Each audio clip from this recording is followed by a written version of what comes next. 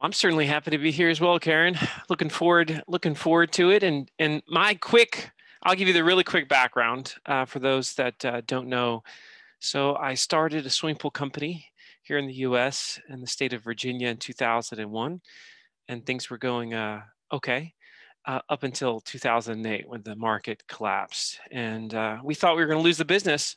And it was during that time that I really started to just lean into the internet and how I had changed as a buyer and what I was seeing in the marketplace. And I started to read a lot about, things like inbound marketing, content marketing, digital marketing, social media blogging. And as I read that stuff, what I heard in my simple, pool guy mind is, Marcus, just obsess over your customers' questions. And if you do, and you're willing to address them on your website through text and video, you might save your business. And so I said, all right, that's what we're going to do. We're going to become essentially the Wikipedia of pools. And I said, if anybody has a question, we're going to answer it. We're going to do it on our website. And we called that philosophy, They Ask You Answer.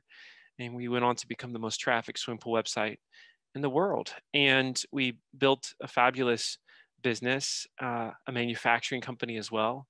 Now we have franchise and franchisees all over the US of pool builders. And, I started to write about my success, and then companies started to say, hey, can you teach me how to do that? And conferences started to say, hey, can you share that from our stage? And so it's led to this amazing life where other than during pandemics, I've been able to speak all over the world and help really thousands of companies. The book They Ask You Answer came out about 4 years ago. It's done incredibly well. It's been translated in a lot of languages, not French yet, which we have to change, right? We've got to change that. For sure. And other than that, it's been an amazing journey. And so I'm happy to have this conversation because the principles we're going to talk about, they apply to any business, regardless of who you are, what you sell, and how you sell it.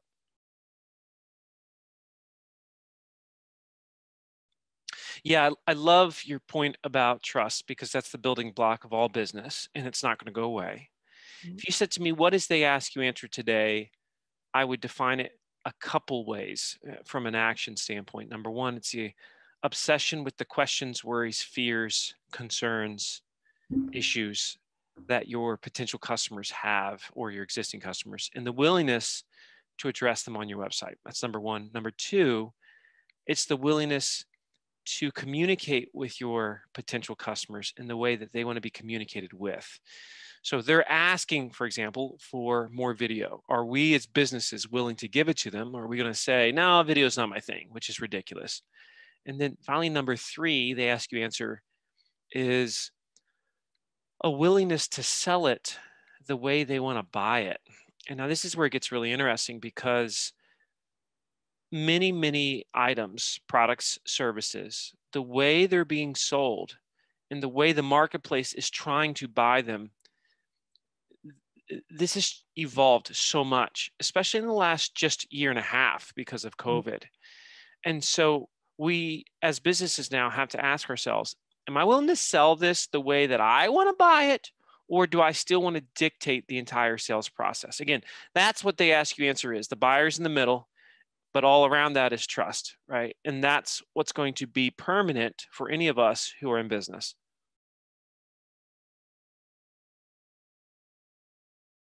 Yeah, we call it ostrich marketing because the myth is the ostrich, when it has a problem, it buries its head in the sand because it thinks the problem's going to go away. And businesses are very, very similar. Lots of times we get asked questions, we hear things from potential customers, buyers, etc., but we say things like, let's not talk about that unless they ask. So if they ask us, then we'll discuss it, but we're just going to ignore it otherwise, which is ridiculous considering that so much of the buying decision is made before you even meet them. I mean, so they're going to get their answers somewhere. The question is, are they going to get them from you? But most businesses don't see it that way. They think that if you mention anything that's, quote, negative, or that they perceive as negative, it's going to hurt you in the buying process. No, it's actually the opposite. If you're willing to talk about that which others in your space are not willing to talk about, you become that trusted voice. You now control the conversation. And I don't know about you, but that's what I want as a business owner.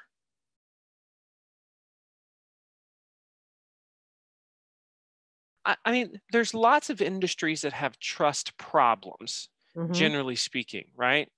So an example is attorneys and lawyers. They have a trust problem, right? This is why I think it's hilarious. Can you find one attorney or lawyer website in the world that addresses this single question? What happens if we don't win our case? Please, someone just show me one attorney that's willing to address that question. Yet, how many people that need an attorney are thinking about that particular question? Every single one, right? There's other industries that have this problem. In the US, one very common one is auto mechanics. In other words, because a lot of people don't know what's necessarily wrong with their vehicle, they can be taken advantage of, right? And so that industry is suffering from a trust problem. And I think every industry to a certain degree is suffering from a trust problem. Even take hospitality, for instance. Take a hotel. You can take a hotel and you can say, well, how do I know that you've cleaned the room the right way? Like, you say that, but how do I know that? All I got to do is, pull back the nightstand, and I'm like, I don't know if they clean this room very well, right? This is from somebody that used to live in hotels. And so I think what industries shouldn't be doing is they shouldn't be thinking, oh, we're good here. Like, everybody trusts us, and we don't have any hurdles or obstacles to overcome with respect to gaining that trust. Swimming pool companies have to overcome trust. B2B organizations have to overcome trust. I own a marketing agency today. I have about 70 employees. We have companies around the world with their digital sales and marketing. There's a trust problem there too, because you have a lot of agencies that might hedge in terms of what they're willing to teach or show their customers, their clients. And it creates this perpetual dependency on the agency because they're not giving them what they need. Heck, I mean, look at SEO companies. My goodness. I mean, they have a major trust problem as well. So we could go on and on here, which this goes back to, why is there a trust problem? Because there's a set of fears, and fears come in the form of questions and worries and issues and concerns. Most companies don't like to talk about those on their site. They should be talking about them. In fact, one could argue that's where you should start.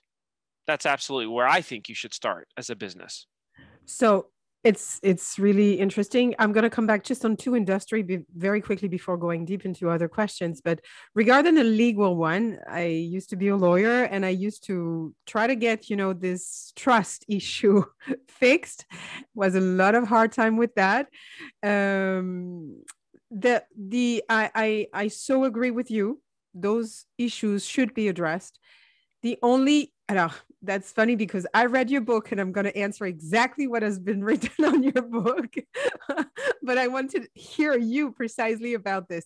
In the legal situation, I want to address also the SEO one, but in the legal situation, the truth is there is basic answers you can give to a customers about, yeah, here's what's going to happen if we lose the case. You're going to lose your money. You might have to pay some fees. You're probably going to have to go back for 4 or 5 years of procedures and stuff like that. So that basic stuff could be said. And I think lawyers assume it's known from their customers. And the second thing is, besides that, there is no way until starting the procedures you can answer precisely a customers that you're going to lose this and you might lose your house. And because the truth is, even the lawyers don't know anything about what's going to happen. You know my point? So how do we fix that in a 30 seconds website page that needs to boom, boom, boom, means address all Well, the... it's not necessarily boom, boom, boom, Karine.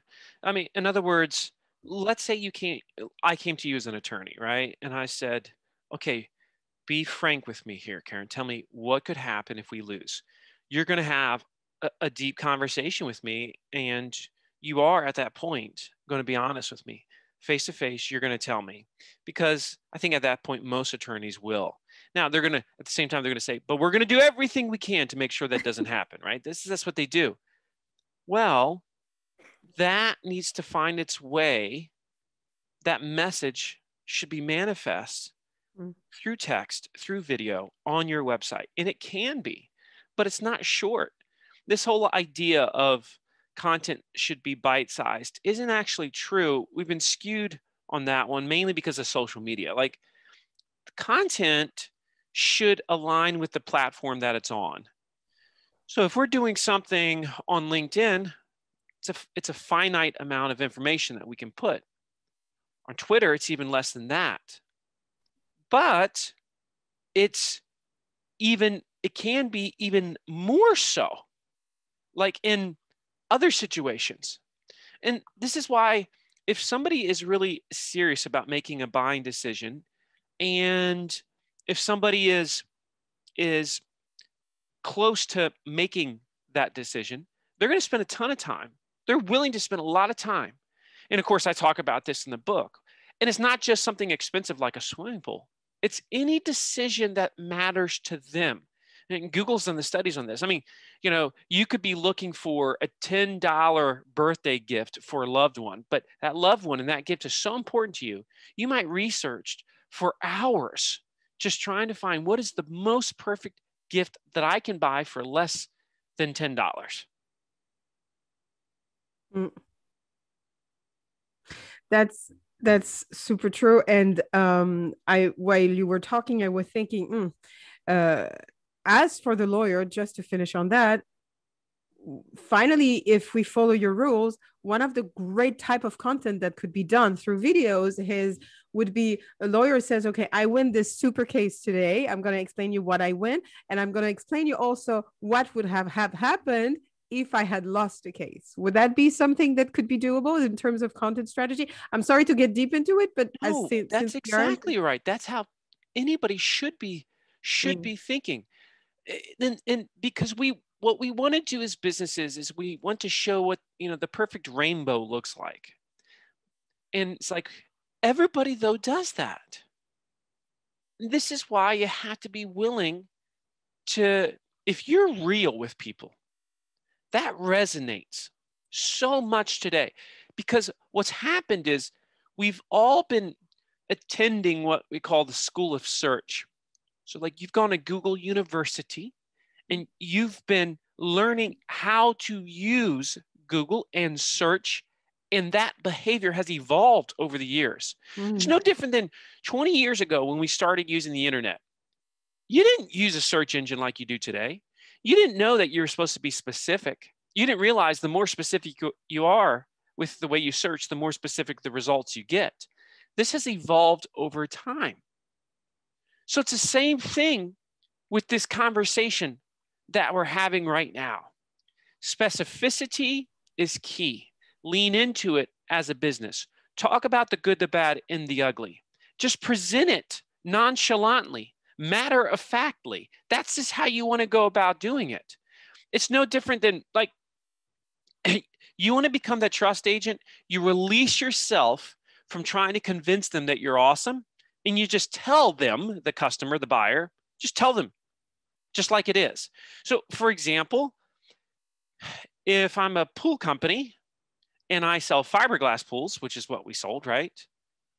And I'm talking about the differences between concrete and fiberglass and vinyl liner pools, which are the 3 types of in-ground pools. I don't say fiberglass is better. That's the key. Because the moment I say it's better, it shows that I'm biased. It shows that I have an angle. But almost no company thinks like this. So the key, if you came to me, let me give you an example of this. Because I don't think when we talk content, we don't talk enough about how to immediately make the reader or the viewer trust us. And this is why people like my stuff. They listen to me and they say, oh, that guy's not biased. Like something about the way he communicates makes me trust what he's saying. Well, what is happening there? So if I'm talking, let's say you came to me and asked me the question, why should I choose fiberglass over a concrete pool, right? If I'm the company and I'm producing that video, that article, there's certain elements that I have to add to make you immediately trust me in that video. So I might come out and say something like this. So one of the questions we get here all the time at River Pools is, Marcus, be honest, tell me, why should I choose concrete over fiberglass? Or excuse me, why should I choose fiberglass over concrete? And the truth is, you shouldn't always choose fiberglass over concrete. In fact, there are times when concrete is the better option. So what this video is going to do, it's going to honestly and transparently explain to you the pros and the cons of both types of swimming pools. And by the end of this, hopefully you'll have a great sense as to which is the best choice for you. Now, here's the thing, Karine, I shouldn't say nobody, 99% of businesses do not talk like that because they're afraid by simply admitting that there is another option that could be better at times, a better fit, well, then they might lose the business. And it's not psychologically how it works. And one more other point to this, I got to say, because this is something none of your listeners have ever done. And they're listening to me right now like, how do you know I haven't done it, pool boy? Because I'm telling you, trust me, this is something that nobody has done that's listening to this. Every single person that's listening to this right now, if you want to become the voice of trust, let me tell you a page that you want to add to your website right now. Who we are not a good fit for. Who we're not a good fit for. Because the moment you're willing to honestly say who you're not a good fit for, you become dramatically more attractive to those who you are a good fit for. That's how you become the trusted voice.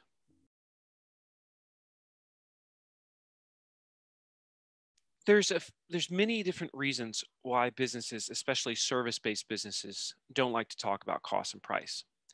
Now, none of them hold up or have any weight when you actually look at this logically and you understand psychology and today's buyer.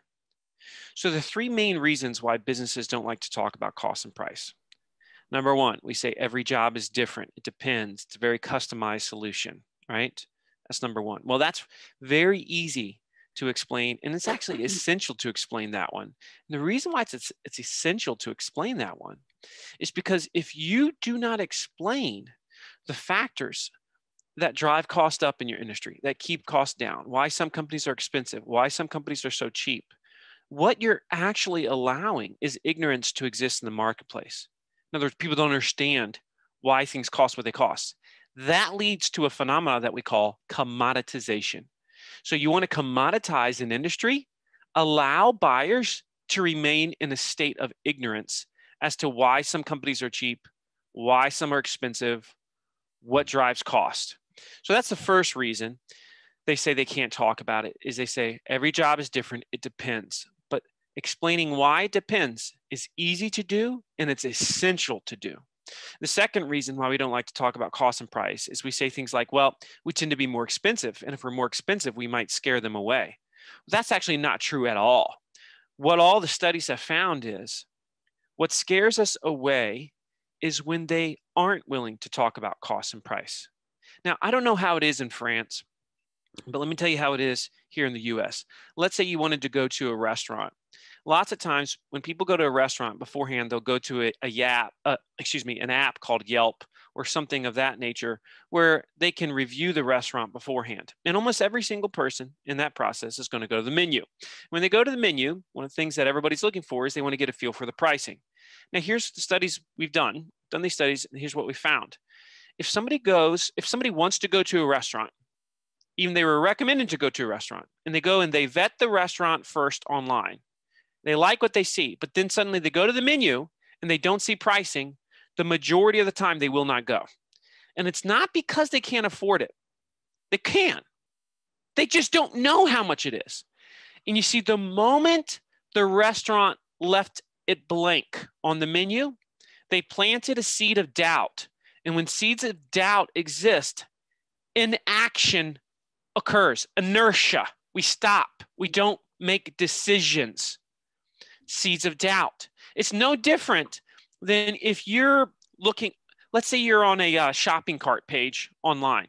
You're ready to buy something, but as soon as you're ready to buy it, you notice there's a coupon code that you can use to buy it. Now, all of a sudden, guess what happens? Conversion rates go way down as soon as you add a coupon code. And the reason is because now you're wondering, uh-oh, am I not getting a good deal? And if you can't find the coupon code online, oftentimes you end up not buying. Whereas you went to that page to buy, yet when you saw a coupon code, you decided not to buy because it planted a seed of doubt. That's buyer psychology. And so what scares us is ignorance. That's why if you're more expensive, the key is you come right out and say, guess what? We're more expensive. Let's talk about why we're more expensive. So that by the end of them reading or listening to you, they're like, they're only 5% more than the average business, but yet here's all the things that they do. Value proposition, right? Here's all the things that they add. Oh, they should be 20% more based on what I'm reading here. But nobody thinks like that. So that's the second reason why I don't talk about cost and price, is because we're afraid we're going to scare them away when it's actually the opposite. The third reason why we don't talk about cost and price is we say things like, well, I'm scared my competitors are going to find out, which is about as dumb as it gets. Because if you've been in the industry for any period of time, you have a pretty good sense as to what the market charges and what your competitors charge. You might not know exactly what they charge, but you have a pretty good sense. Besides that, when was the last time your competitors paid your bills? So it's ridiculous that we would allow our competitors to stand between us and that emotion that we call trust. So those are the reasons. It depends. We don't want to scare them away, and we don't want to give it to the competition. But again, all three of them are not at all aligned with what we want as buyers. That's why the book is called, the phrase is called, the philosophy is called, the framework is called, they ask, you answer. They being the buyer. And which, by the way, what's funny about this, Karine, is when I talk about they ask, you answer, I will oftentimes, if somebody wants to debate me on it, and they always do, and then they always end up saying, you know what, Marcus, you're totally right. Because if they consider what they themselves would want as the buyer, and that's what this is about, the golden rule. What would you want if you were in that situation? If you were the buyer in that moment, would you prefer that they were honest, transparent, that they addressed the question, that they were willing to say it like it is, to be real with you? People appreciate that. And because, again, we've gone to this school of search, we know when somebody's lying to us. We know when they're being biased. We've all felt that online, but we also know that rare occasion when the company's being real and honest, and we love that.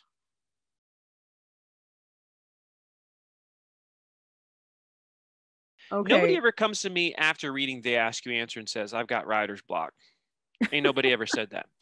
And nobody comes to me and says, you know, and I'm not sure what we could be producing over the next 6, 12, 18 months, because it's literally like, if you read that book, when we talk about the big five, these 5 fundamental subjects that every buyer wants, cost, problems, comparisons, reviews, and best, there, to your point, Karine, under each one of those, there are so many questions that directly or indirectly relate to those 5 things.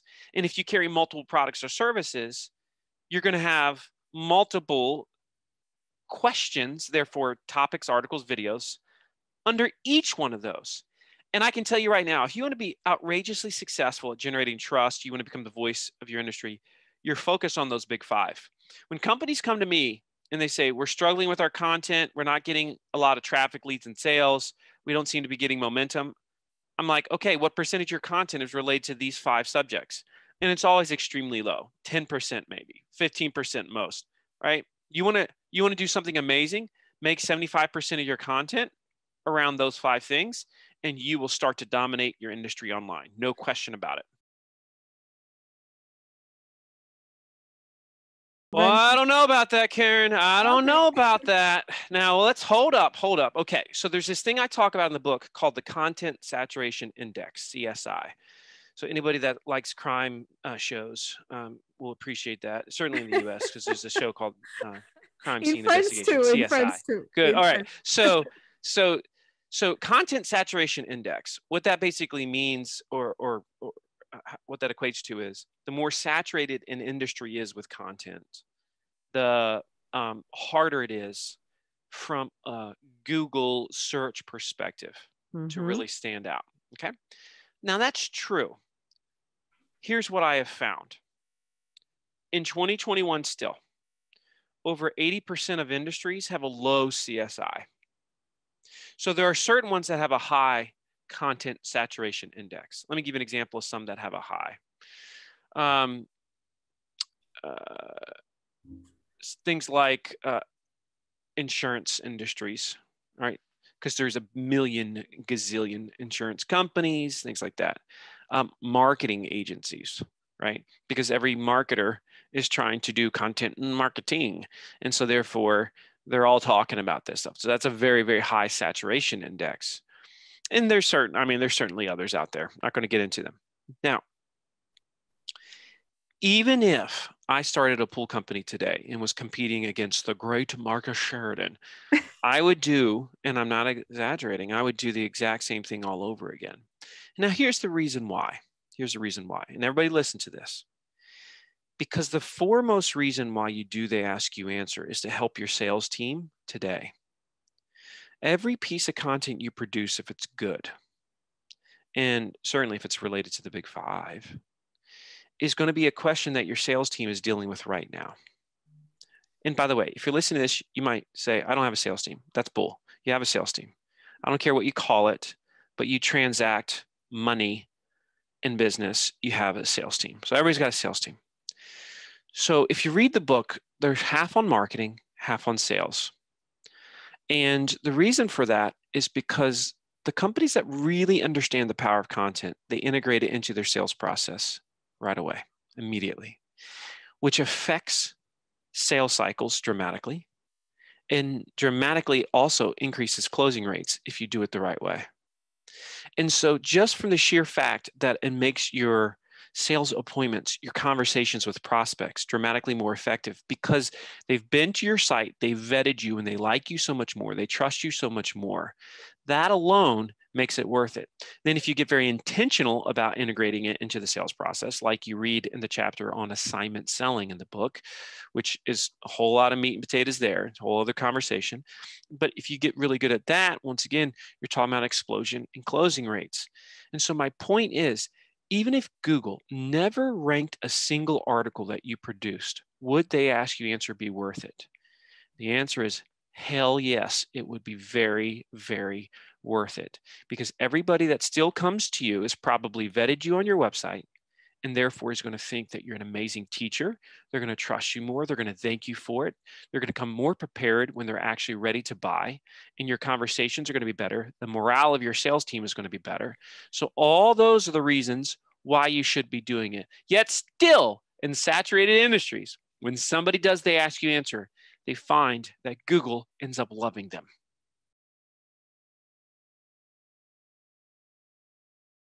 So sometimes I hear people say, you shouldn't produce that piece of content unless you have something new to say. Mm-hmm. That's just about the dumbest recommendation in the history of the world.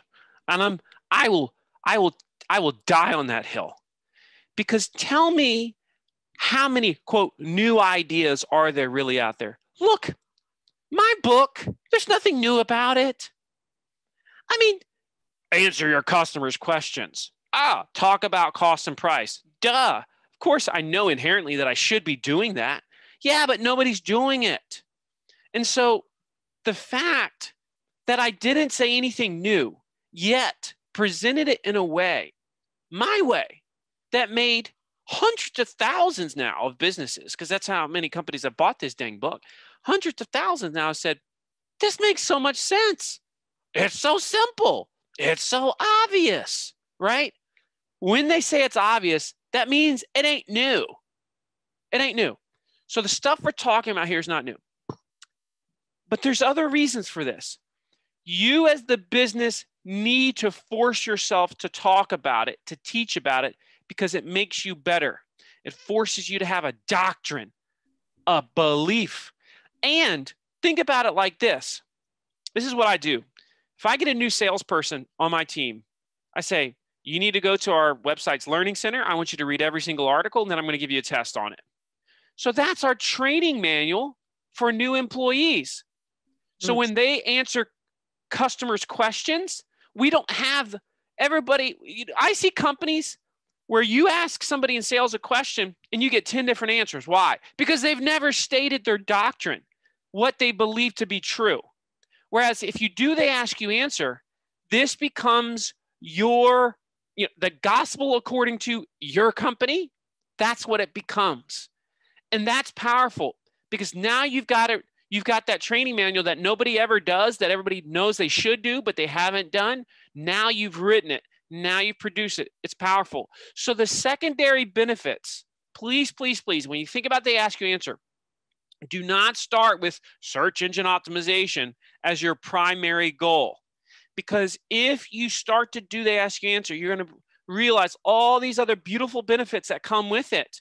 And then you're going to say, wow, I thought it was all about get more Google love, but it was actually way more about all these other things.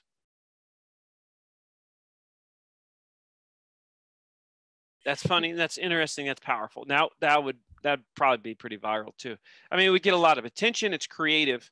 I mean, we're talking about anytime you're creative, but I would actually say that what he was doing there, he was leaning into an inherent they ask you answer principle, which is fears, worries, concerns, right?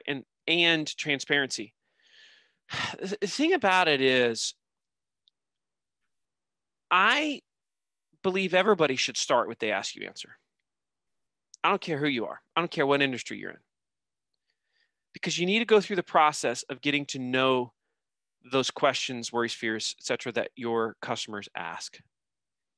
You got to get great at it. And you don't need to sit there and debate on your freaking buyer personas all day. What you need to do is you need to focus on the questions they're asking all the time. And as you do that, then you really start to learn about your customer.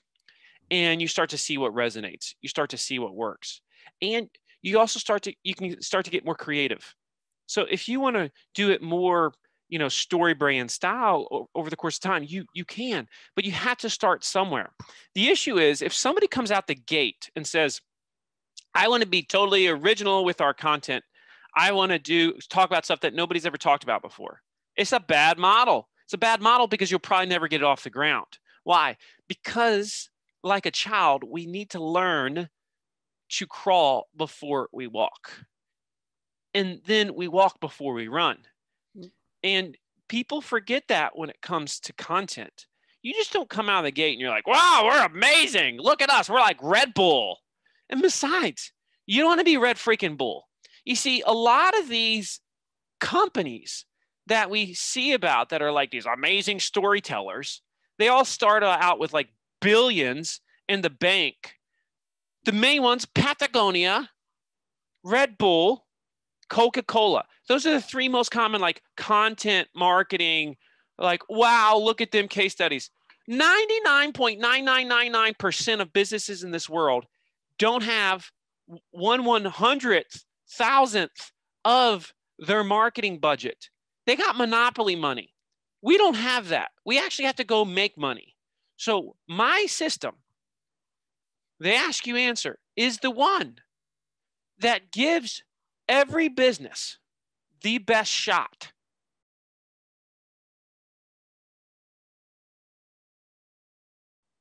Now, somebody might listen to this and say, well, okay, tell me somebody the ask you answer isn't really for. Well, in its truest sense, I'll give you one. If I was a restaurant, I wouldn't be doing the ask you answer hardcore. Like I wouldn't be answering every single question about like I would about a swimming pool. What I would be doing though, is I would be obsessing over showing the story behind my food with video. And each dish on your menu has a story. I would create a visual story.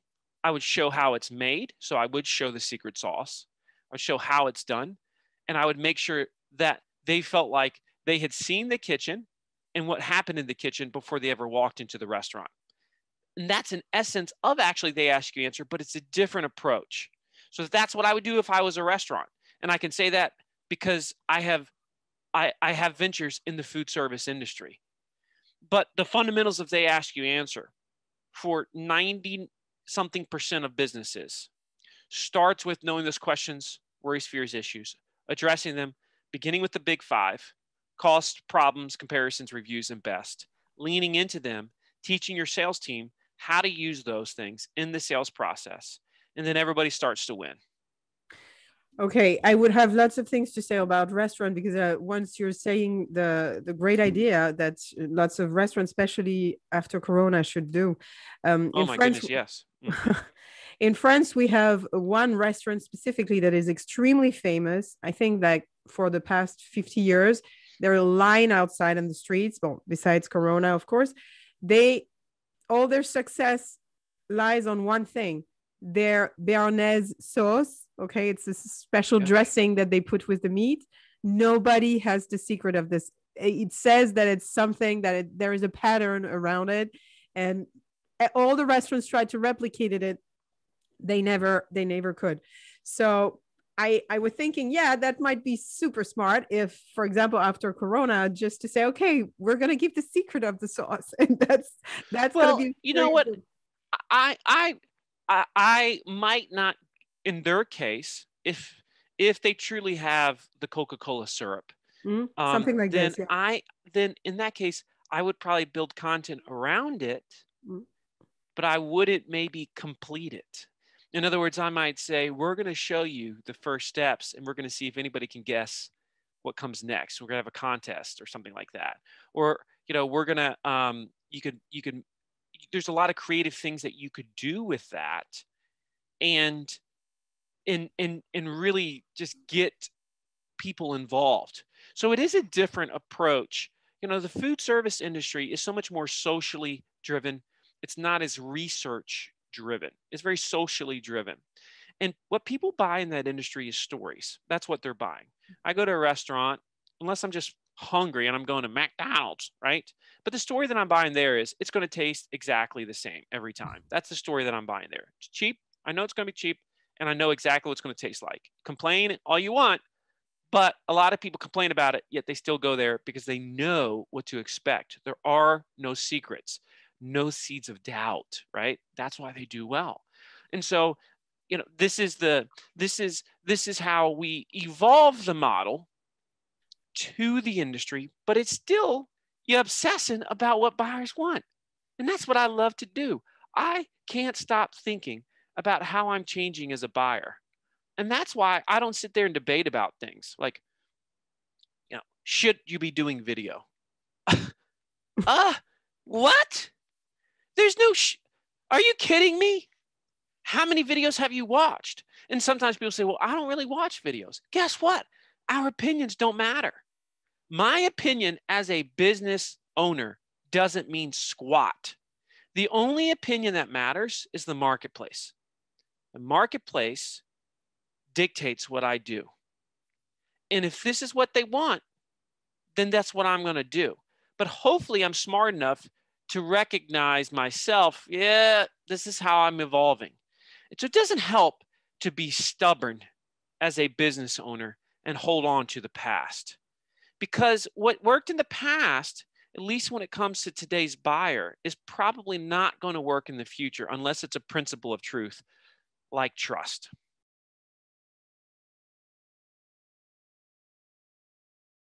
You know how many times, I know you've seen this too, Karine, companies sit there and they say, a brand image, yet they're being left behind by some teenager that's producing a video on their iPhone that's, got 1 billion followers. And why? Because they're not sitting there nitpicking their, quote, brand image all day long.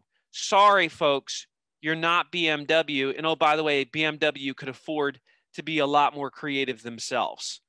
because eventually you have to have a soul, and you've got to start to relate the human element of your brand to the marketplace, to the world, especially in a time period that's becoming more digital. We need to be, in our branding, in our marketing, online, we need to be more human, not less. Digital doesn't mean that you're less human. It should mean that you're more, starting with video. They can see your face. They can hear your voice. They can get to know you before you get to know them. That's the whole goal to video, that they see you, hear you, and feel like they know you before you've ever seen, heard, and met them. And if you achieve those things, once again, we go back to that same word, which is trust. That's the essence of video. People overthink video. They overanalyze it. You shouldn't. If you do it, it's worthy of showing. Show the thing. Whatever it is you do, your product, your process, your method, your technology, whatever that thing is, show the thing. Because as they say, seeing is believing, and we've never believed that any more than we do today. We want to see the thing. 85% of all the content we consume online, video.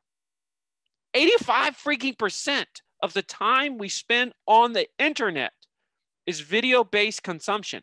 Does anybody listening to this think that's going to go down? Heck no. It's only going to go up. I'm not celebrating it. Once again, I'm accepting the reality of what it is and saying, okay, so what do we need to do about it? Look, I love podcasts. I think they're a beautiful medium. The majority of companies shouldn't start a podcast before they start doing video aggressively. You know, I would say that every company should be doing video. Some companies should consider podcasting. When you do a review video, there's two fundamental parts. Everybody does the first part, they skip the second part, and therefore they call it difficult. So what's the first part? Who the product's for, what it does, why it's good, what you like about it. Simple, easy. The second part is the more important part. This will come as no surprise if you've been listening to this podcast now for the last 54 minutes. And that is, you should talk about who the product is not a good fit for and why. You have to do that without bias, without being snarky or sarcastic. You just honestly, transparently say, now listen, if you're looking at this, this, and this is probably not the best option for you, and here's the reason why. You know, sometimes I'll go to business leaders or owners and I'll say, tell me, who's your product not a good fit for? And they just can't even say it. Like, it's not that hard. I don't even, like, I've known your product for 10 minutes and I can tell you who it's not a good fit for. Get used to saying it, buddy.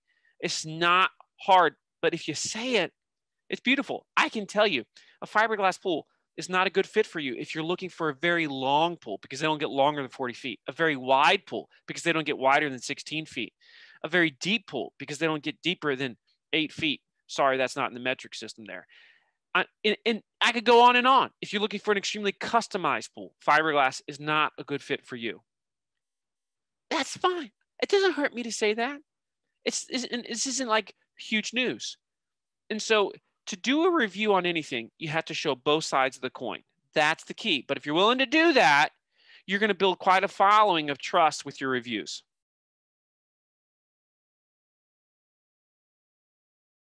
Let me say the best book I've read on this is my friend Jay Baer, Hug Your Haters. That's the best book on how to handle reviews that's out there. With that being said, if you can't address it, assuming the person has some validity to what they're saying. Now, sometimes people are just nuts, but oftentimes they have some truth, and it's important to address it. And oftentimes it's important to say, hey, here's where we've been imperfect in the past. Here's some of the mistakes that we made. Here's some of the reasons why we've gotten negative reviews before. But here's what we've done as a result of that feedback we've gotten and of the mistakes that we've made. So here's the specific changes, and here's what our people are saying now because of it. Awesome. Who doesn't appreciate that?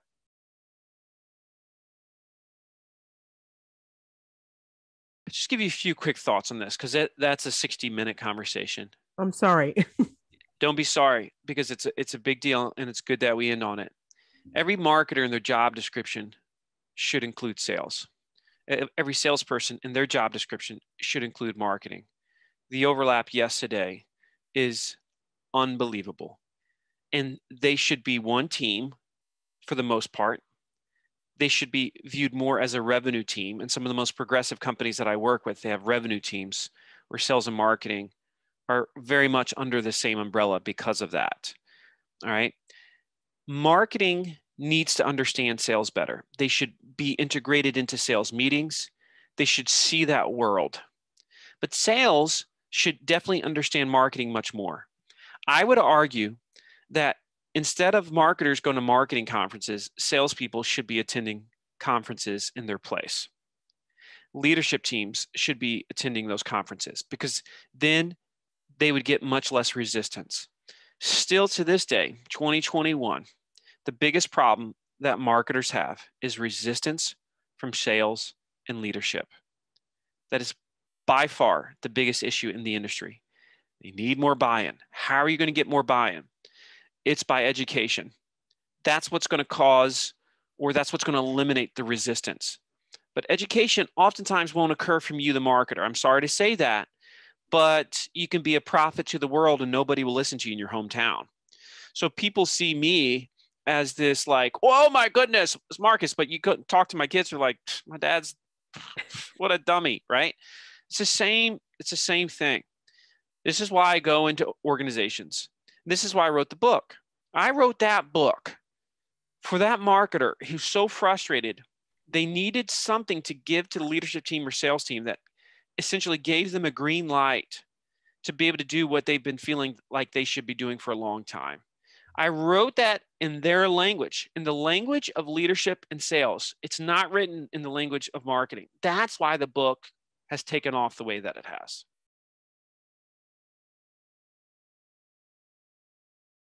This was a blast. Everybody follow me on LinkedIn, folks. That's where you want to find me. Follow me on LinkedIn. And your marketing company also, can you give us impactplus.com. I've got free online courses. I've got a free They Ask You Answer course. That's almost 2 hours long. Free. Can you believe that? FREE, impactplus.com. You can find it there. But Karine, it was such a pleasure talking with you and my friends in France. And hopefully I'll come out there and speak at some point if you all would ever invite me. So let's make it happen, people. Let's make it happen.